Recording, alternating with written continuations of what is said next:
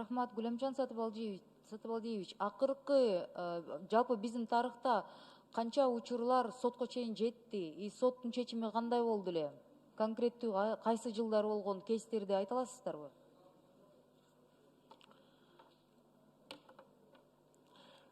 Финансийный терроризмди айтып атасызбы же отмыванияны айтып атасызбы? И то, и другое. Сиз бир мыйзамда кошоп келе атпайсызбы, ошон үчүн экөөнү тең айтсаңыздар. Терроризм боюнча канча адам не то что шектелип, а сотко чейин жетип, анан соттун чечими ушул именно подозрение менен канчоосу чыкты биздин тарыхта. И отмывание доходов боюнча өзүнчө айтып кетсеңиздер.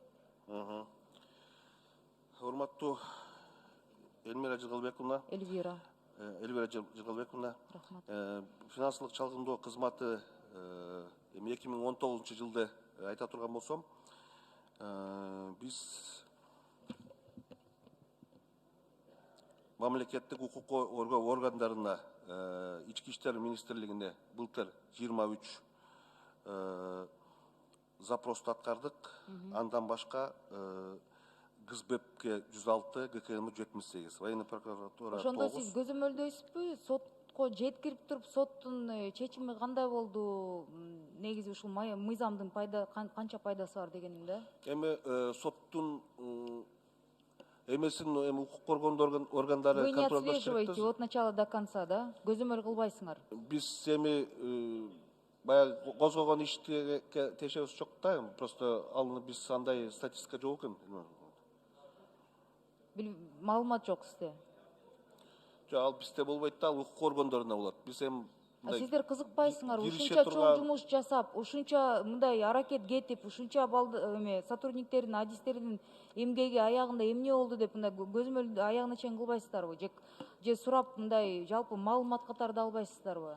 Биздин эмебиз эми чектелген да, биздин эмебиз, кызматыбыз. Ошон үчүн баягындай андай функцияларыбыз дагы биздин жок экен да. Соттолуп, ушул мыйзам боюнча буга чейинки редакциясында 30 жылда канча адам соттолуп кетти, кандай срок берилди дегенди билесизби жалпы? Отмывание доходов, мыйзамсыз баюу боюнча аягына чейин канча иш жетти? Азыр мындай коомдо чоң талкуу болуп жатат мыйзамсыз баюу боюнча. Ошондо аягына чейин канчасы жетти? Мындай нерселерди эл тарабынан чыгып атса, анан сизге окшогон органдарда мындай силердин немеңер бар да, өзүнчө бир мындай салымыңар бар да ошол жерге. Туура айтасыз, Эльвира Жыгалбековна. Бул 2019 жылы эле биз берген баягы обобщенный материал финансовый расследование деп коет да, укук коргоо органдарында ГСБПке именно ошого берген биздин материалдан эле 6,5 миллиард сом доначисление болду. Бюджетке? Ошол баягы эмелерге да, фирмаларга, ошолорго.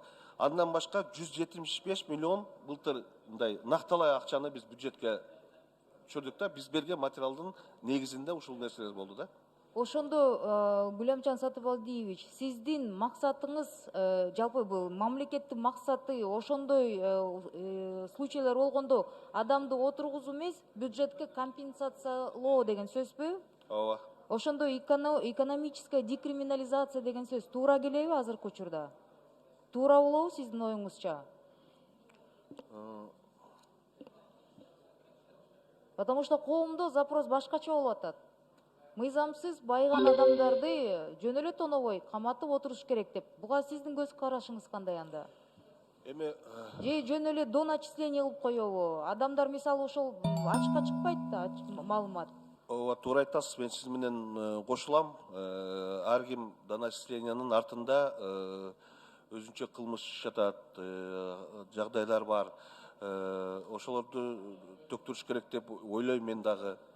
Анан сиздин мен берген эмелериңизди мен уголовный делолор боюнча канча сотко өттү, канча эме кылды, мен ошол нерсени мен кат жүзүндө мен сизге берүүгө 5 секунд.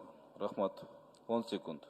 Мага ушул маалыматты берип койсоңуздар, анан негизи деген коомдо маалымат жок болгон үчүн ушунча миллиард же ушунча 100 миллион кайрылып берилди деп маалымат коомдо жок болгон үчүн ушунчалык мындай жанакындай мындай эмоциялар чыгып атат да. Ушуну ачыкка чыгарыш керек. Рахмат. туура айтасыз. Буга Рахмат. чейин мындай болгон эмес экен, эми биз ачык, айкын иштөөгө аракет кылып атабыз азыр.